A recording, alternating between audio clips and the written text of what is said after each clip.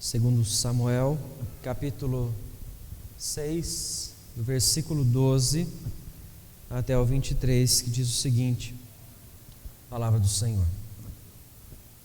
Então avisaram a Davi, dizendo: O Senhor abençoou a casa de Obed-edom e tudo quanto tem, por amor da arca de Deus. Foi, pois, Davi, e com alegria fez subir a arca de Deus da casa de Obed-edom à cidade de Davi. Sucedeu que, quando os que levavam a arca do Senhor tinham dado 6 passos, sacrificava a ele bois e carneiros cevados. Davi dançava com todas as suas forças diante do Senhor, e estava cingido de uma estola sacerdotal de linho. Assim Davi, como todo Israel, fez subir a arca do Senhor com júbilo e ao som de trombetas. Ao entrar a arca do Senhor na cidade de Davi, Mical, filha de Saul, estava olhando pela janela e vendo ao rei Davi, que ia saltando e dançando diante do Senhor, o desprezou no seu coração. Introduziram a arca do Senhor e puseram-na no seu lugar, na tenda que lhe armara Davi. E este trouxe holocaustos e ofertas pacíficas perante o Senhor. Tendo Davi trazido holocaustos e ofertas pacíficas, abençoou o povo em nome do Senhor dos Exércitos.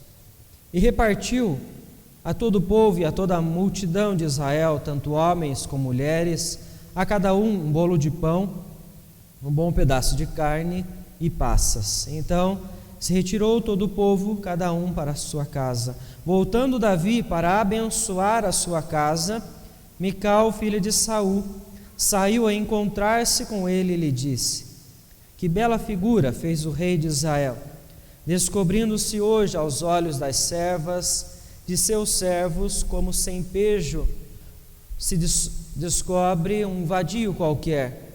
Disse, porém, Davi a Mical: Perante o Senhor, que me escolheu a mim antes do que a teu pai e a toda a sua casa, mandando-me que fosse chefe sobre o povo do Senhor, sobre Israel, perante o Senhor me tenho alegrado. Ainda mais desprezível me farei e me humilharei aos meus olhos. Quanto às servas de quem falaste, delas serei honrado. Mical, filho de Saul, não teve filhos até o dia da sua morte. Vamos orar mais uma vez. Querido Deus, em nome de Jesus, mais uma vez estamos perante a Tua Palavra, que já foi lida, que o Senhor já está trabalhando em nossos corações, mas nós pedimos a Ti, ó Deus, que nos dê sabedoria para compreendermos, ó Deus, a mensagem do Senhor nesta noite para nós. Que o Senhor, através do Teu Espírito Santo, possa aplicar essa palavra ao coração de cada um de nós, ó Deus, para que a Tua vontade seja feita nas nossas vidas, para que o Senhor seja honrado em cada um de nós, nas nossas famílias, onde estivermos, nosso trabalho, a partir do momento que sairmos da Tua casa nesta noite, ó Pai. Nós oramos, ó Pai, e desde já nós agradecemos pela certeza do agir do Senhor em nós, todas as vezes que nós lemos a Tua palavra, Senhor. Em nome de Jesus que oramos e agradecemos ao Senhor. Amém, Senhor Deus. Irmãos, nós vemos a palavra nos mostrar, inicialmente nos livros escritos então por Samuel, nós vemos a história de Davi. A história deste homem que reflete como vive um homem segundo o coração de Deus. Aquele que, como eu mencionei logo no início na liturgia, que nós falamos em um sermão anterior, é aquele mesmo que então cometeu um adultério, mas que através de toda a narrativa nós vimos que Deus revelou o pecado de Davi ao profeta, conduzindo o rei novamente à sua presença, à comunhão. Nós vemos que este homem, então, era segundo o coração de Deus, como as Escrituras nos mostram, não pelos seus méritos, não porque ele era bom, não porque ele foi o melhor soldado, mas porque Deus estava agindo em seu coração com graça, porque Deus havia o escolhido para ele se tornar seu servo. Um homem segundo o coração de Deus é aquele a quem Deus escolhe e molda conforme a sua própria vontade. Porque nós temos falado que a graça de Deus, ela é pedagógica, ela ensina, ela molda, como diz a palavra do Senhor através de Paulo a Tito. Ela molda, ela nos educa para nós não só abandonarmos aquilo que é errado, como fez Davi, mas como também para nós vivermos em obediência ao Senhor. E nós vamos ver, portanto, esta noite que Deus prova a nossa fidelidade. Quando você passa por alguma pressão, quando você passa por alguma circunstância difícil, como é que você reage? Ainda mais se essa circunstância for muito complicada e você for buscar um consolo naqueles que você ama, e eles talvez não venham a reagir da maneira como você esperava, a sua família. Como é que você reage diante disso, desta pressão que muitas vezes a sociedade traz, ou até a sua própria família pode então permitir que você venha viver? Deus prova a nossa fidelidade em diversos momentos, em diversos instantes em que você viveu, já sabendo a vontade do Senhor, você pode compreender esta realidade. O texto que nós acabamos de ler, ele não é uma continuação da narrativa do adultério de Davi com Batseba, mas ele nos mostra o rei antes. Este rei, portanto, que havia sido ungido pelo profeta Samuel, quando este na casa de Jessé, ele entendeu que o mais novo dos filhos de Jessé era o escolhido pelo Senhor para se tornar o novo rei de Israel. Porém, Davi, ele se torna rei após a morte de Saul e a morte do filho de Saul, chamado Isbosete. Inicialmente, Davi ele é apenas rei de Hebrom, depois que ele passa a se tornar rei de todo o Israel, conforme Deus havia prometido através do profeta. Então nós vemos aqui o grande rei Davi, a quem foi ungido por Deus, escolhido para esta função tão específica. Porém, ele não é somente um rei. O texto mostra para nós aqui que ele é um soldado, ele é um rei, mas ele também é um marido. Ele é o marido de Mical, filha de Saul. E as pressões que Davi enfrentou não foram somente no campo de batalha, mas elas foram também no seu próprio lar, quando ele retorna da batalha para a sua casa. As pressões que Davi então enfrenta refletem o que o seu lar estava passando naquele instante, o que o seu relacionamento, como eles então viviam diante do Senhor. O homem segundo o coração de Deus teve a maior de suas provas neste capítulo com a sua própria esposa. Ele demonstrou então como ele reagiu perante o Senhor a partir desta grande prova. Nós vemos então que Israel viveu uma dificuldade quando a Arca da Aliança, símbolo da presença de Deus, foi retirada do seu povo. O Senhor, que havia colocado o grande rei Davi, também guerreiro, sobre Israel para liderar, ele então conduz um grande exército para retomar esta Arca da Aliança de volta à cidade de Davi. Ele enfrenta os filisteus, ele vence os filisteus e ele começa a trazer esta Arca da Aliança de volta. Deus concedeu esta vitória para que eles pudessem ter novamente este símbolo da presença de Deus no meio do seu povo, para que eles pudessem então o adorar. E é diante desta circunstância, nesta família, neste rei, neste relacionamento, que nós vamos destacar 3 situações em que o texto relata que Davi vivenciou essas grandes pressões. A primeira delas, então, que eu gostaria de destacar com os irmãos, está aqui ainda no versículo de número 12, quando avisaram a Davi. Nós vemos então Davi viver uma circunstância onde a Arca da Aliança acabou sendo deixada na casa de Obed-Edom, e avisaram a Davi que a Arca da Aliança abençoou a casa de Obed-Edom enquanto ela esteve presente com eles.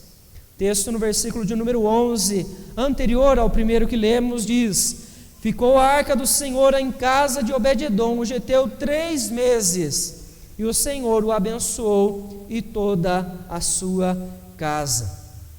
A pressão inicialmente a Davi, ela não vem num momento difícil, mas vem num tempo de vitória, num momento de deleite, é tranquilidade, é alegria que ele está desfrutando junto de Israel, porque eles já venceram e a arca está sendo levada de volta à cidade de Davi. Melhor ainda, a arca na qual então nós vemos que trouxe juízo nos versículos anteriores a Uzá e Aiô, nós vemos que ela agora está abençoando a casa de Obed-Edom.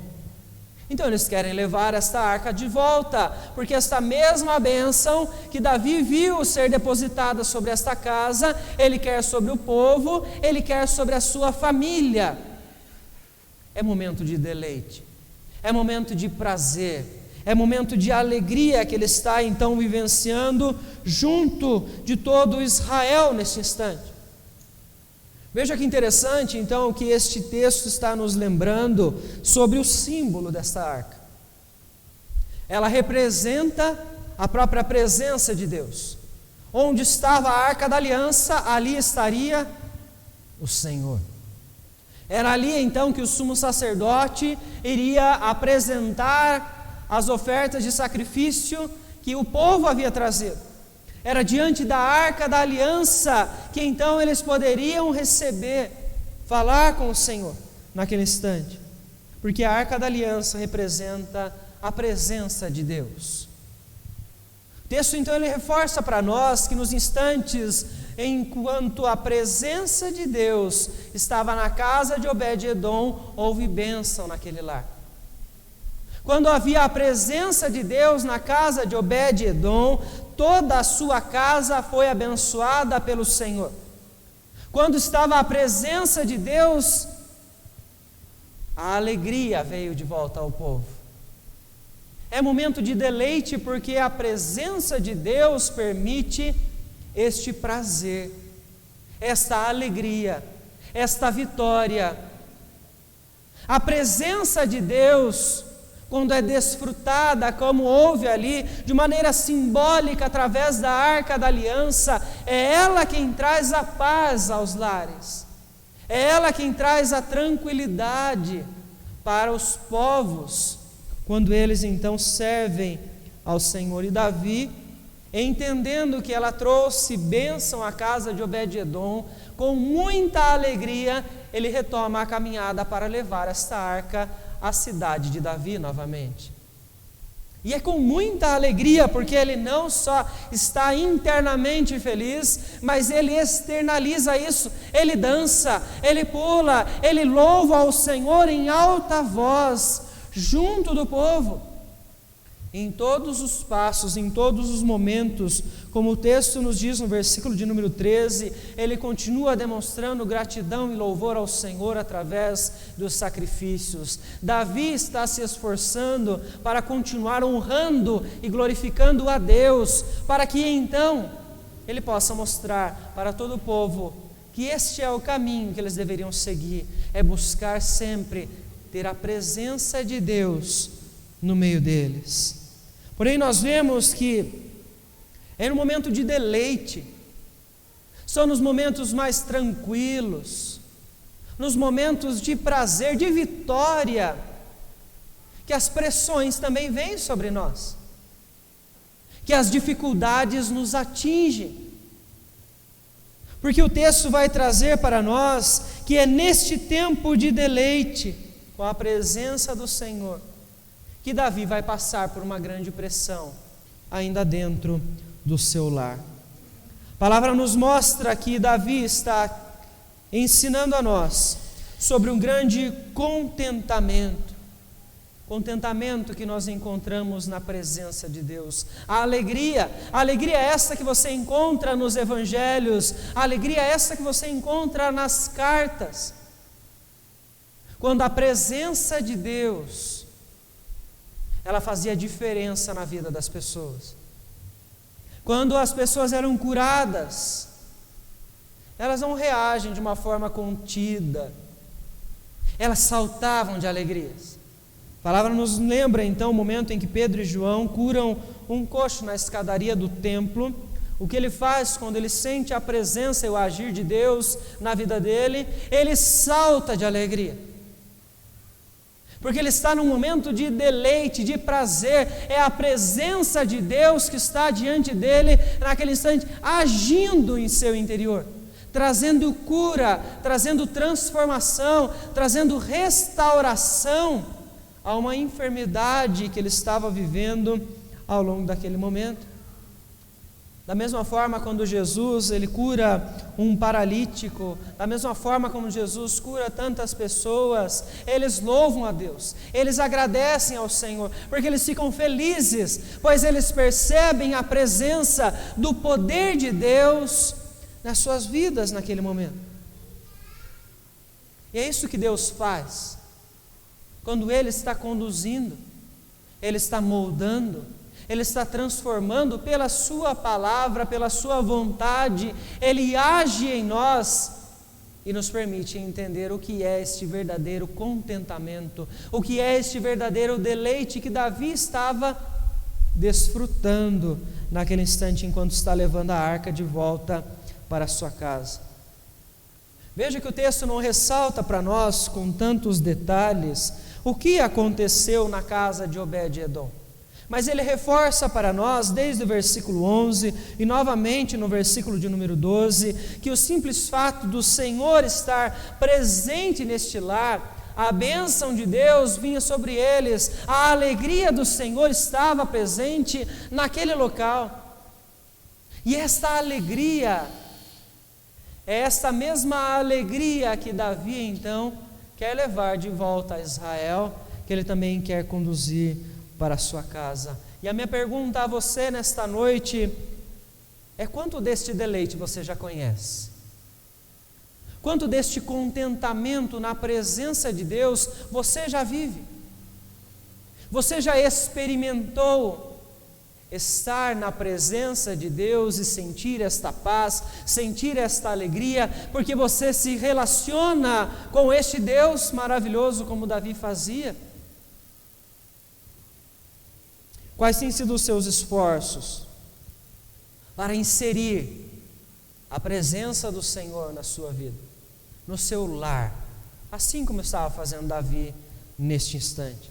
Porque não existe, meus irmãos, não existe deleite, não existe contentamento sem estarmos na presença de Deus, sem buscarmos a comunhão com o Deus vivo, como a palavra nos traz. Em qualquer outra circunstância, os pequenos momentos de deleite que você vai ter, eles serão circunstanciais e passageiros, diferente deste que a palavra nos mostra que encontramos diante do Senhor.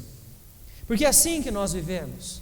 Todos queremos viver esta alegria, todos queremos este deleite, todos queremos que a nossa casa seja abençoada, todos queremos ver a nossa família, filhos, pais, felizes e abençoados pelo Senhor. Por isso Davi, enquanto conduzia a arca até Jerusalém novamente, com esta alegria, com todo este júbilo, ele é visto agora pela sua esposa. A sua esposa Mical, ela mostra para nós neste texto que ela tem uma ideia em mente, que ela tem uma ideia de como deve se portar um rei, de que um rei deve ser como seu pai era, com as vestes corretas, vestes de um rei, e sem se misturar com os servos. Davi não foi assim. Davi estava naquele momento louvando ao Senhor, adorando a Deus junto com todos, misturado com os servos. Não estava com as roupas ideais na mente de Mical, ele estava com a estola sacerdotal, demonstrando a sua humildade. E Mical, neste momento, quando observa aquilo que Davi está vivendo no momento de deleite, de prazer, ela despreza o seu marido, ela despreza o rei em seu coração. Mical está mostrando para nós os diversos momentos que eu e você podemos passar quando nós estamos em um instante de alegria, quando você acabou de vencer uma grande prova, quando você está num contentamento, num deleite, de repente você passa por uma provação, você passa por uma pressão gigantesca, até mesmo dentro da sua própria casa. Mical agiu assim porque ela não buscou compreender o que Deus estava fazendo através do seu marido, o que Deus estava fazendo através deste rei a quem o Senhor já havia ungido. E por isso nós observamos o versículo de número 20, o texto então representar para nós a fala desta esposa, quando Davi então chega novamente em sua casa. E é interessante que o texto ele inicia dizendo, voltando Davi para abençoar a sua casa, Mical então vai ao seu encontro e diz, que bela figura fez o rei de Israel, descobrindo-se hoje aos olhos das servas de seus servos, como sem pejo se descobre um vadio qualquer. Palavras ásperas dentro do próprio lar, palavras ásperas da esposa a quem ele ansiava que recebesse com carinho, com atenção, pela batalha que Davi tinha acabado de travar contra os filisteus, pela dificuldade e pela alegria que ele está trazendo. O que ele espera é que a sua esposa, que a sua casa, que a sua família o recebam com a mesma alegria. Mas ele encontra apenas palavras ásperas.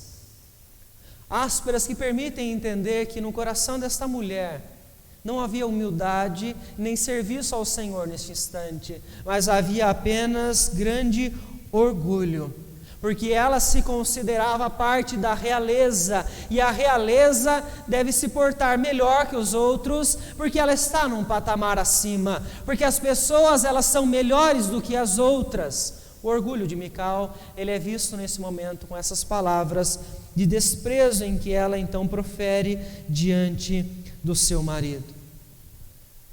Desprezo perante uma vitória, desprezo perante a alegria, perante o louvor que Davi está demonstrando para com o Senhor.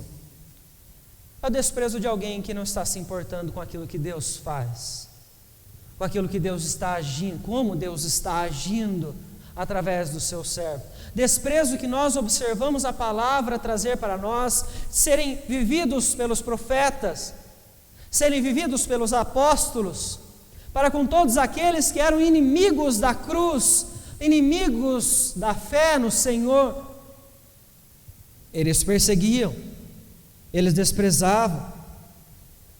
Você pode ver desde o início, quando Israel começou a crescer, o livro do Êxodo mostra então que o Egito, liderado pelo faraó, ele não se alegra com o crescimento deste povo, mas ele sente medo daquela grandeza, da força deste povo, que é servo do Deus de Israel, o Deus grandioso que estava com eles, e ele os despreza e os conduz à escravidão por 400 anos. A mesma coisa acontece ao longo de todos os livros que nós vemos os profetas retratarem para nós. Quando Israel tentou manter uma postura correta, inimigos tentavam muitas vezes os derrubar para que não vivessem em obediência ao Senhor. A mesma coisa aconteceu com o Cristo. Jesus foi desprezado, foi rejeitado pela sua obediência, pela sua fidelidade, por aqueles que não compreendiam a sua missão, por aqueles que não compreendiam a sua própria fé. Pressões que podem vir diante de nós quando nós estamos no deleite, quando tudo está tranquilo, parece que nada mais vai acontecer na nossa vida, de repente um desprezo, uma dificuldade pode sim nos atingir. Desprezo deboche, humilhação pelo simples fato de você dizer que serve a Deus, que você frequenta uma igreja, que você quer ser fiel a Deus, que você está mudando a sua vida pela graça do Senhor. Aqueles que não servem a Deus não entendem isso. E eles vão desprezar. Isto são provas. Provas que o Senhor permite na vida daqueles que são seus, para que eles demonstrem fidelidade.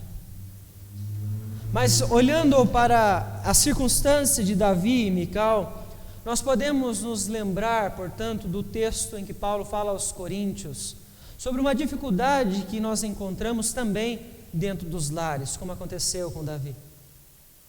Existe muito desprezo nos lares, onde há julgo desigual, onde existe alguém que tem uma fé no Senhor e existe outro que não crê, não entende, rejeita e debocha. A palavra do Senhor nos traz esse exemplo de Davi e Mical como um exemplo muito claro disso. Um relacionamento, uma parceria de duas pessoas que não pensavam da mesma forma e por isso tinham prejuízo dentro de casa. Tinham prejuízo no próprio relacionamento. Nós vemos que Paulo fala para nós que é muito difícil, até impossível, existir uma sociedade, uma parceria, um casamento entre luz e as trevas. Muitas pessoas buscam viver o deleite, o contentamento da presença do Senhor, mas se esquecem de viver conforme Deus os orienta. E muitas vezes o desprezo vem da própria casa por escolhas erradas, por atitudes erradas que nós mesmos tivemos. Mas nós temos que nos lembrar que o deleite sempre estará na presença de Deus. Na presença do Senhor é que nós vamos sempre encontrar este contentamento. Mas como Davi e Mical estavam vivendo, você precisa pensar como é que você hoje conduz a sua vida ou a sua família. Para que caminho você está trilhando? Para onde você está levando a sua vida em particular e por consequência a vida da sua família? Qual é a estrutura espiritual mesmo que a sua família tem hoje, a sua casa tem hoje, ou antes disso você tem? Porque essas provas, essas pressões, elas virão, porque Deus prova a nossa fidelidade a todo instante. Se a sua estrutura não for como a de Davi, ela será como a de Mical, e vai rejeitar aquilo que Deus está fazendo, não vai compreender os planos de Deus, não vai entender as bênçãos que Deus está trazendo para o seu lar. Como é que Davi reage? Diante do deleite, ele sofre um desprezo.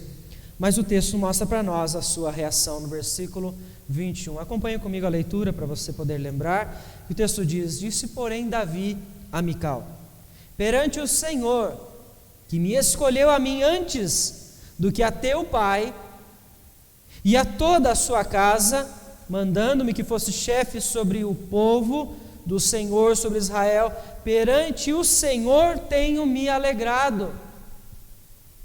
Ainda mais desprezível me farei e me humilharei aos meus olhos. Quanto às servas de quem falaste, delas serei honrado. Davi chega em casa e não recebe uma palavra tranquila, carinhosa, de amor, mas áspera, de um coração orgulhoso, de um coração de alguém que não temia ao Senhor, não estava nem um pouco preocupada com o que Deus estava fazendo com o povo dele. Mas Davi não reage na mesma altura, se nós podemos dizer assim. Davi reage com sabedoria para aquelas palavras ásperas da sua esposa, e ele demonstra disposição em continuar servindo e honrando o Deus que havia o chamado, o Deus que havia então o escolhido para estar naquela função, naquele momento. É a prioridade que está dentro do coração de Davi neste instante. A disposição de Davi neste momento não é afetada pelo desprezo que ele recebe. Ele não se deixa abalar, porque o foco dele é servir ao Senhor. O foco dele é honrar ao Deus que ungiu como rei sobre Israel. Veja, então ele tem uma compreensão maior. Ele não está olhando a sua história somente naquele ponto fixo. Ele sabe que ele tem uma tarefa a cumprir, que ela começou lá atrás e que ela vai até o momento em que Deus permitir que ele seja o rei de Israel. E por isso ele tem disposição, porque ele sabe quem está o chamando. É o mesmo Deus que acabou de fazê-los vitoriosos sobre os filisteus. É o mesmo Deus que acabou de abençoar a casa de Obed-Edom quando ele estava ali presente, com o símbolo da Arca da Aliança. É este Deus que Davi quer na sua vida, é este Deus que Davi quer no seu povo, é este Deus que ele está tentando trazer para a sua casa. Que ao ponto que ele entende o quanto isso é forte para ele, profundo em seu coração, que ele diz: se for preciso, por este Deus que me chamou, eu vou me humilhar mais ainda. Se for preciso, por este Deus, eu vou me tornar mais desprezível ainda. Se você, Mical, que não entende o que Deus está fazendo, está desprezando o que Deus está fazendo, eu vou me tornar mais desprezível ainda para honrar a este Senhor. Porque ele não quer a glória para ele. Ele não quer que os servos e servas achem que ele é superior. Ele não quer que os servos olhem para ele como olhavam para Saul. Ele quer, portanto, que as pessoas honrem ao Deus que ele serve neste momento. Não há desistência, há disposição. Apesar de todo o desprezo, de todo o deboche, de palavras ásperas, Davi, ele insiste para honrar ao seu Senhor. Assim, a palavra nos traz grandes exemplos, como Davi e Jó fez isso. O início do livro de Jó mostra para nós um pai muito dedicado, que orava pelos seus filhos, apresentava os seus filhos perante o Senhor, mostrava aos seus filhos o que era amor, para que eles vivessem juntos, porque o texto mostra isso, que eles estavam sempre na casa uns dos outros, viviam juntos como uma família muito amorosa. Mas Jó perde os seus filhos numa grande tragédia. Estava num momento de deleite, de repente veio uma pressão muito grande, e como é que Jó reage? Jó reage temendo ao Senhor, confiando no Senhor. Quando ele volta para sua esposa, o que é que a sua esposa diz? Amaldiçoa o seu Deus. Olha o que ele está permitindo nós vivermos aqui na nossa casa. E como é que Deus responde para ela? Com a mesma sabedoria que Davi respondeu para Mical. Ele diz: se Deus está nos dando o bem, as coisas boas, por que Ele não tem o direito de dar aquilo que é ruim nos nossos olhos, no nosso ponto de vista? Davi reconhece a soberania de Deus sobre a sua vida. Davi sabe que não é ele que está no controle. Jó reconhece a soberania de Deus sobre a sua vida, apesar de toda a tragédia. Ele sabe que não é ele que está no controle, mas Deus, e ele tenta ensinar isso à sua esposa naquele momento. Ele não desiste de servir ao Senhor. A pressão, a dificuldade, a prova que Deus permitiu na vida de Jó, levou ele a se tornar ainda mais forte, a entender quem realmente Deus é. Aquele de quem ele só ouvia falar, agora os seus olhos poderiam ver. É clareza na fé, é clareza de quem é este Deus que havia chamado Jó, para então ele poder o servir. Mas a questão que nós precisamos pensar diante desta reação de Jó e também de Davi é: quantos de nós estão dispostos a servir ao Senhor, tornando-se desprezíveis se for necessário? Quantos de nós estão dispostos a permanecer fiéis diante das provas, das pressões, dos deboches, das humilhações? Para você poder responder a isso, você tem que lembrar onde está firmada a sua fé. Quem é o Deus que te chamou? Quem é o Deus que você serve? E qual é este relacionamento que você está construindo com o Senhor? A palavra nos orienta, portanto, que a nossa fé deve estar firmada na rocha que é Cristo Jesus, porque nele, aqueles que estiverem, eles serão inabaláveis, não perderão a fé em momento algum, passarão pela pressão, provarão a sua fidelidade e continuarão crescendo em santidade. Mas quando nós pensamos que as lutas chegam à nossa casa, as pressões dentro do lar, talvez elas sejam difíceis de nós enfrentarmos, mas a palavra ela nos traz orientação muito clara sobre isso às esposas, aos maridos e também aos filhos, aqueles que temem ao Senhor. Esposas, sejam submissas aos seus maridos, uma submissão que não é cega, não é algo absoluto sobre qualquer ordem e princípio que o mundo traz, não, é submissão sobre a autoridade espiritual que o marido recebe dentro do lar, uma liderança que é dada por Deus ao homem, já ainda no jardim, quando Deus ainda está criando o homem e criando a mulher a partir do homem. Uma liderança, uma submissão que Deus estabelece ainda no tempo da criação. Mulheres que têm fé com homens que possuem fé, onde não há julgo desigual. Esta é a ordem que o Senhor nos dá. Mas e as mulheres que servem ao Senhor, que têm maridos incrédulos? Devem ser submissas, lembrando que o Senhor é o maior daqueles que devem direcioná-las, que devem trazer sobre elas a orientação, porque estas, pela sua obediência ao Senhor, o apóstolo Paulo diz que levarão os seus maridos a honrar ao Senhor, a glorificar a Deus, apesar das dificuldades que elas passam. O mesmo vale para maridos fiéis e mulheres incrédulas. Mas quando nós olhamos a orientação de Paulo aos Efésios, para os maridos em lares onde a esposa também é fiel, ele nos lembra: cuidem delas. Cuidem das esposas com todo o amor e carinho, da mesma forma como o Senhor Jesus cuidou e se entregou pela sua igreja. Um amor sacrificial, um amor de cuidado extremo, onde o homem se doa para que a família esteja também bem, com toda a dignidade. Maridos e esposas são herdeiros da mesma graça de Deus pela fé. Porém, nós temos que lembrar dos filhos. Filhos, a orientação de Paulo é: obedeçam aos vossos pais, honrem. E honrar aos pais é algo que não tem limite de idade, é algo que não tem um tempo onde vai se esgotar esta honra, é uma honra até os últimos dias dos seus pais. É cuidado, é carinho, é amor. Pelos pais que vocês moram juntos ou por aqueles que vocês já não moram mais juntos, não desfrutam do mesmo lar. Aqueles que já estão com seus cabelos todos brancos e já estão vivendo a velhice, a honra para eles é amá-los da mesma forma como você deveria amar desde o início da sua vida.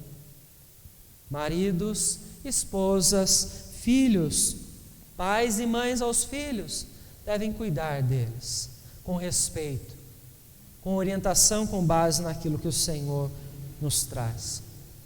Apesar desses momentos, destas orientações que a palavra nos traz, nos lares podem haver pressões. Como você vence os momentos de pressão? Lembrando que somente na presença de Deus você vai encontrar o verdadeiro deleite. Se você quer ser uma esposa abençoadora, encontre esta presença de Deus pela fé. O marido da mesma forma, filhos da mesma forma, pegando os nossos lares, o lugar do nosso maior refúgio. Se você quer que este lar seja abençoado, se esforce como Davi para levar a presença de Deus para dentro de sua casa, porque somente assim você poderá ser firme e fiel como Davi, ao responder para quaisquer palavras ásperas, com fidelidade e com obediência. Porque um homem segundo o coração de Deus não é aquele que conquistou isso pelos seus próprios méritos. Ele está nesta posição porque Deus o alcançou, porque Deus com sua graça está moldando o seu coração. Se você tem sido moldado pelo Senhor, você é um homem ou uma mulher segundo o coração de Deus. Se você possui fé no Senhor, compreende a palavra, está se esforçando para viver em santidade, você é como Davi, homem e mulher segundo o coração de Deus, eleitos pelo Senhor para honrarem a Deus através de suas próprias vidas. Portanto, se as pressões são uma forma de Deus provar a nossa fé todos os dias, lembre-se de buscar a presença de Deus, cada vez com mais intensidade, cada vez com mais vontade, porque chegarão os dias em que você estará cansado, esgotado, e Deus quer que você o busque mesmo cansado, mesmo com poucas forças.